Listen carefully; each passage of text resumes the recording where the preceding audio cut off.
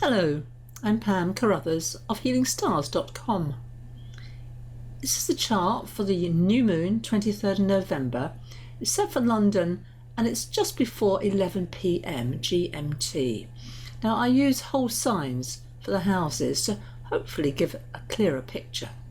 And this is a really positive picture, unlike so many new moons that we've had this year. And the reason is the Moon, the Sun, Venus and Mercury are all in Sagittarius, a fire sign, and Jupiter, the planet that rules Sagittarius, is about to move forward. It went retrograde on the 28th of July, so 4 months retrograde. Happens every year, but Jupiter moving forward on the very day of a Sagittarius new moon is just wonderful. Now we've been going through a very difficult time for the last month because we've had 2 eclipses in the intense sign of Scorpio. Now look at it, South Node, no other planet is in Scorpio right now. Hooray, I'm a Scorpio. We have had a lot of tension this year, can't be underestimated, because Saturn in Aquarius has been in a challenging aspect connection to Uranus in Taurus along with the North Node, and that is now disappearing, lessening, shall I say, rather than disappearing completely. But Saturn is about the tradition, the old, the established, responsibilities, and groups of people in Aquarius, networks, and Uranus in Taurus to do very much with the earth and our planet, of course, and farming. And it's about revolution, Uranus, that's the nature of it.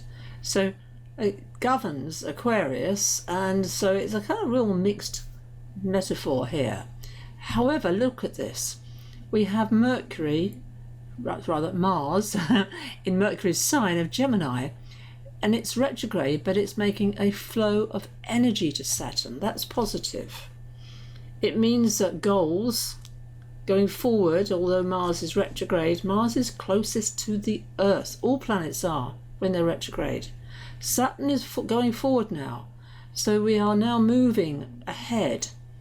Coming back to Jupiter. It is taking centre stage, and quite right. It is all about luck, abundance, hope for the future. It looks upwards. That's what Sagittarius is all about.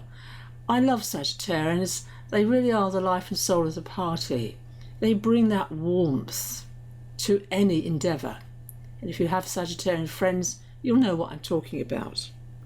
It's all about inspiration for the future.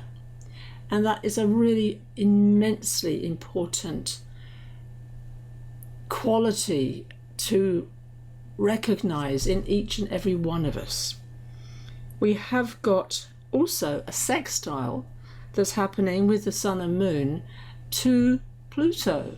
It's not strong, but it's there, and therefore, Pluto is just about going to come to its final conclusion in Capricorn, and it does move next year into Aquarius, albeit briefly. So we'll get a taste of that, but not yet. So what do we want to do at this new moon? We definitely want to connect with higher guidance, with prayer, with your guides, your angels, the ascended masters, good spiritual teachers, because that's Jupiter in Pisces as well.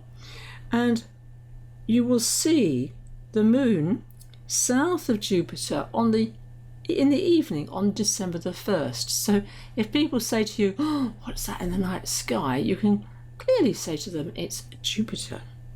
Now the stellium, the group of planets in Sagittarius, what have we got here? We've got Venus and we've got Mercury, very close together. Mercury moves faster always than Venus, and Venus will be reappearing as an evening star on December the 1st. It's been hidden from view, which Venus always does when it moves from being a morning star to being an evening star.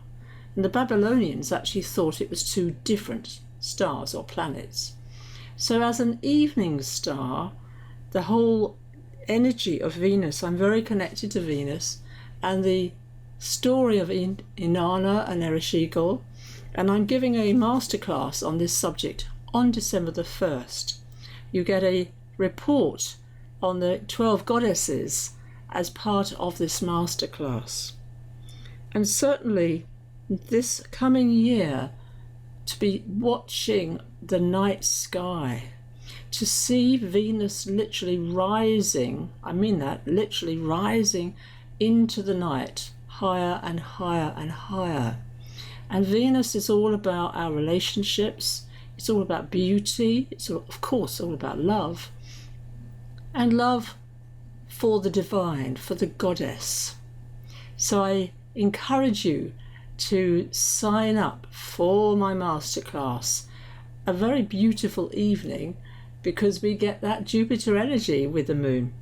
And inspiration for the future is my statement. New possibilities. Getting your priorities right. That's what Mars and Saturn definitely want, to sort out priorities. And although Mars is squaring Jupiter, which it is separating. It's not the main player in this whole new moon. Thank you for watching. I'm Pam Carruthers of HealingStars.com.